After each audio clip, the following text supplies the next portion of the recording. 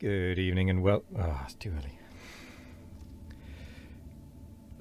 Good evening and welcome back to another episode of The Longing, where today we are going to be continuing to read the Iliad by Homer. So, let's get going.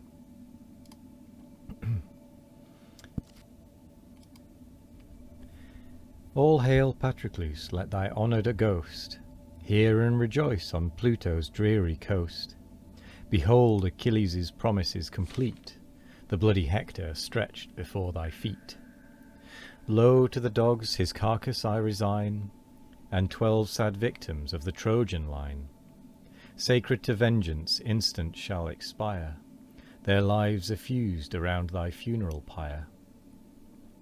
Gloomy he said, and horrible to view, before the bier the bleeding Hector threw. Prone on the dust the Myrmidons around unbraced their armour, and the steeds unbound.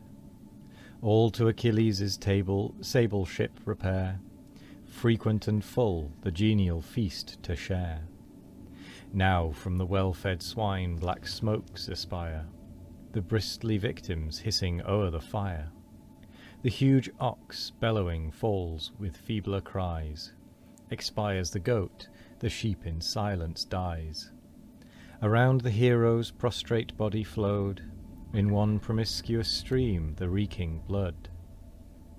And now a band of Argive monarchs brings the glorious victor to the King of Kings. From his dead friend the pensive warrior went, with steps unwilling to the regal tent. The attending heralds, as by office bound, with kindled flames the tripod vase surround. To cleanse his conquering hands from hostile gore, they urged in vain, the chief refused and swore. 282. No drop shall touch me by almighty Jove, the first and greatest of the gods above, till on the pyre I place thee, till I rear the grassy mound and clip thy sacred hair.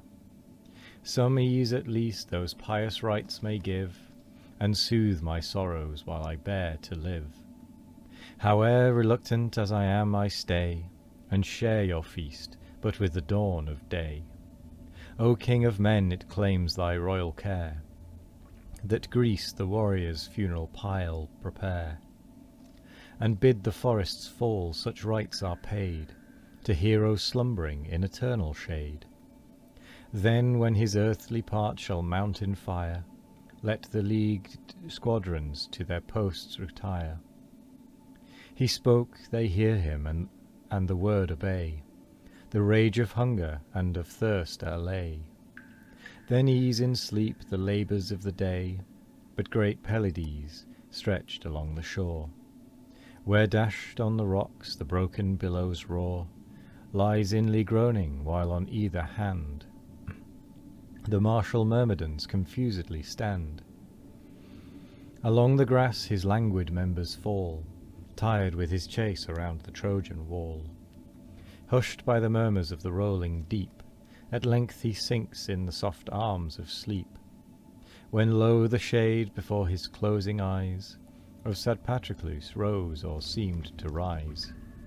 In the same robe he living wore he came, in stature, voice, and pleasing look the same.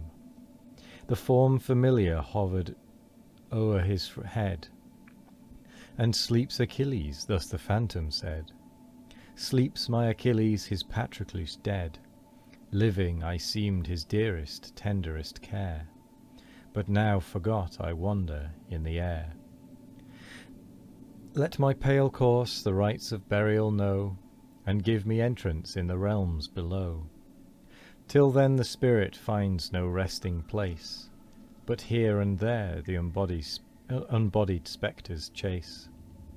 The vagrant dead around the dark abode forbid to cross the forbid to cross the irremeable flood. Never seen that word before. Now give thy hand for to the farther shore, when once we pass the soul returns no more. When once the last funeral flames ascend, no more shall meet Achilles and his friend. No more our thoughts to those we loved make known, or quit the dearest to converse alone. Me fate has severed from the sons of earth, the fate foredoomed that waited from my birth. Thee too it waits before the Trojan wall. Even great and godlike thou art doomed to fall. Here then, and as in fate and love we join, suffer, that my bones may rest with thine. Together have we lived, together bred, one house received us, and one table fed.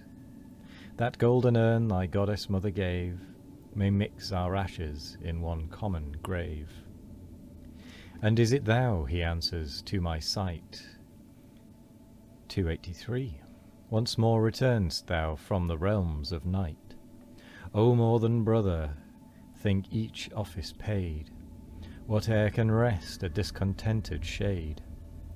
But grant one last embrace, unhappy boy, afford at least that melancholy joy.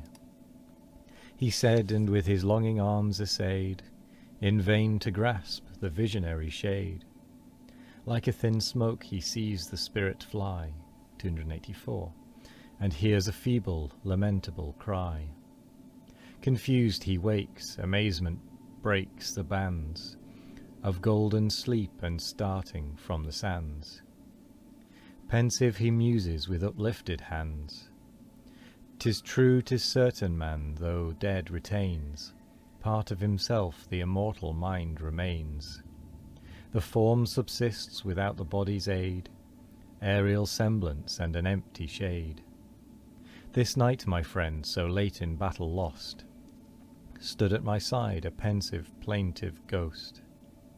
Even now, familiar as in life he came, alas, how different, yet how like the same.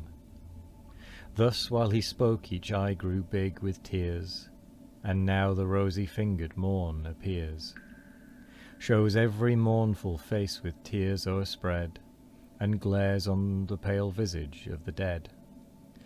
But Agamemnon, as the rites demand, with mules and wagons sends a chosen band, to load the timber and the pile to rear, a charge consigned to Meryon's faithful care. With proper instruments they take the road, axes to cut and ropes to sling the load.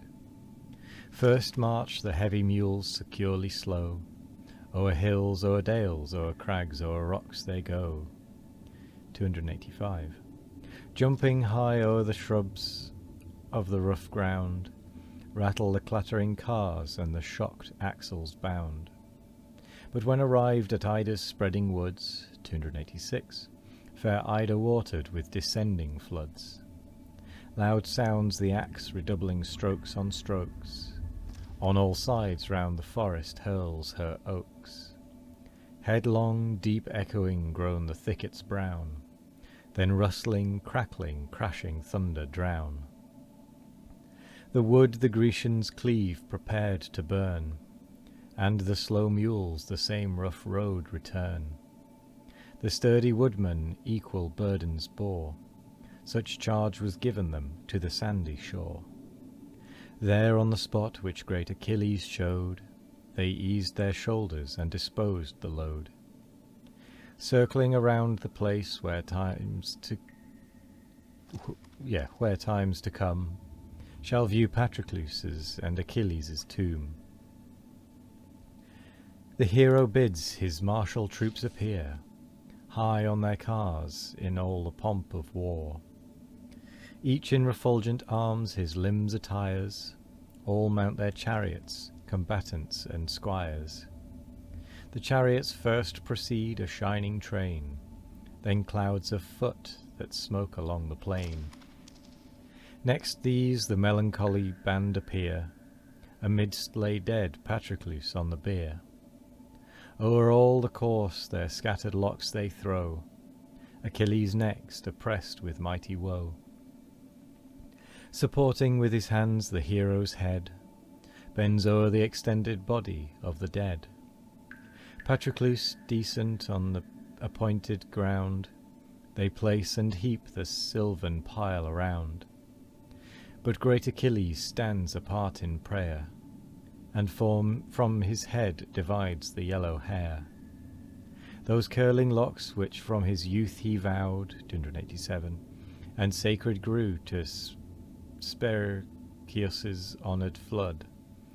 Then sighing to the deep his locks he cast, and rolled his eyes around the watery waste. And with that we come to the end of the episode. So I will say thank you very much for joining us today. I hope you all have a wonderful morning, evening, afternoon or night. No matter what time of day it is, I hope you all have a wonderful one of it. And as always, we will be back tomorrow for more of The Longing. Goodbye.